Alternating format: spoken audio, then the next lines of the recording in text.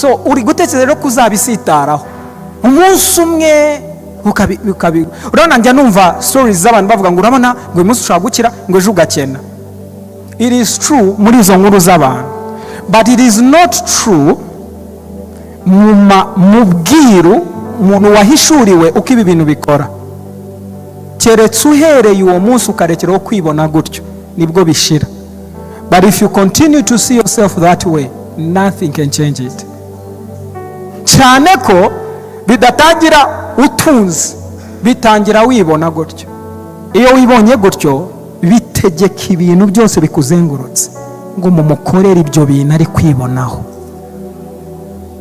Ibyo ari kubona mwihute mu bimuhi, mwihute. Si byaremwe byose bireponda kuri wowe bitewe nuko wibona. Zamuka mwereke ni wari ibanga ryo guhinduka kwawe. When you rise ugatangira kubibona, he says rebana twibonaga tubamezeho nk'iziki ngo nabo bakabona tumeze nk'izi. Urumva ngiye nakwirirwa ndwana n'umuntu wamaze kwibona gutyo, ubwo urumva abanaki ntago bari bakeneye kongera kurwana.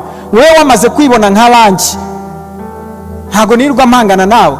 Njewe ndi umuntu wowe wahindutse umutsima. Muzi icyo bakorera imitsima.